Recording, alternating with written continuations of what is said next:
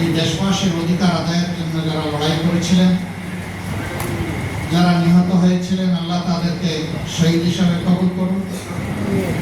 যারা আহত পঙ্গুত্ব বরণ করেও হার মানেননি, আল্লাহ তাআলা দুনিয়া এবং আখিরাতে তাদেরকে উচ্চ মর্যাদা দান করুন। প্রিয় দেশবাসী, স্বাধীনতা একটা জাতির কত বড় সম্পদ, এটা স্বাধীন জাতি বুঝে না, পরাধীন জাতি এটা বুঝে। আমাদের পূর্বপুরুষেরা 190 বছর যখন স্বাধীনতা হারিয়ে গোলামীর জিঞ্জিরে আবদ্ধ ছিলেন, তারা তখন অনুভব করেছিলেন স্বাধীনতা কি জিনিস। তাদের এই আন্তরিক আকুতি, তাদের সংগ্রামী প্রয়াস, তৎকালীন নেতৃবৃন্দের বিচক্ষণতা, দূরদর্শিতার ফলে আমরা একটা দেশ পেয়েছিলাম। আমাদেরকে আশ্বস্ত করা হয়েছিল বর্তমানে পাকিস্তানের নামে এই দেশে কোনো ধরনের বৈষম্য থাকবে না, ন্যায় বিচার কায়েম হবে এবং মানুষ একটি স্বাধীন দেশের নাগরিক হিসাবে সম্মানের সাথে বসবাস করবে।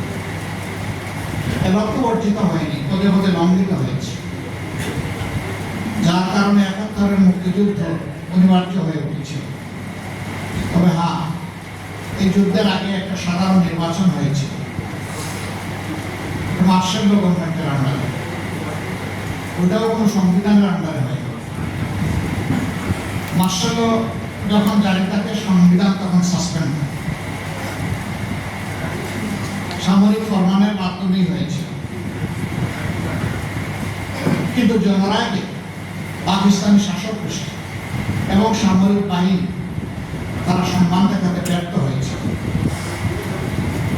বরঞ্চ জনরায়কে অগ্রাহ্য করে বিপুল জনমানুষের আকাঙ্ক্ষাকে তারা গুলিয়ার বুলেট দিয়ে, ব্যানর দিয়ে তারা দমিয়ে রাখতে চেয়েছে।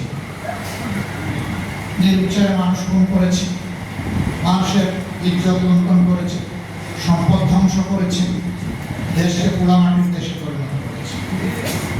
কিন্তু সকল নির্যাতন চালিয়েও মানুষের আকাঙ্ক্ষাকে তারা দমিয়ে রাখতে পারে। শেষ পর্যন্ত দেশ স্বাধীন হয়েছে। আরেকবার সেই লড়াকু সমস্ত যোদ্ধাদেরকে অন্তরের অন্তঃস্থল থেকে গভীর কৃতজ্ঞতা জানানো হচ্ছে, যারা আমাদের জন্য একই মানচিত্রকে স্বাধীনতার মূলকে উপস্থাপন করেছে, যারা আমাদেরকে একটি সম্মানজনক পতাকা হাতে তুলে দিয়েছে।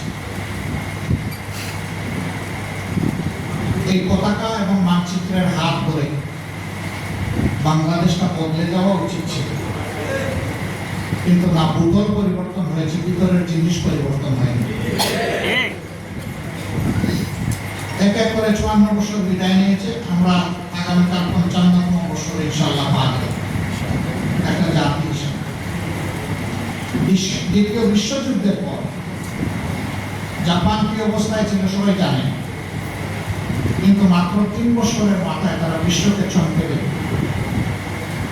তারা বিশ্বের সর্ববৃহৎ ইলেকট্রোমেকানিক্যাল ইন্ডাস্ট্রি মিৎসুবিশি চালু করে বিশ্বকে জানাই দিল যে জাপান ঘুমিয়ে পড়ে নাই।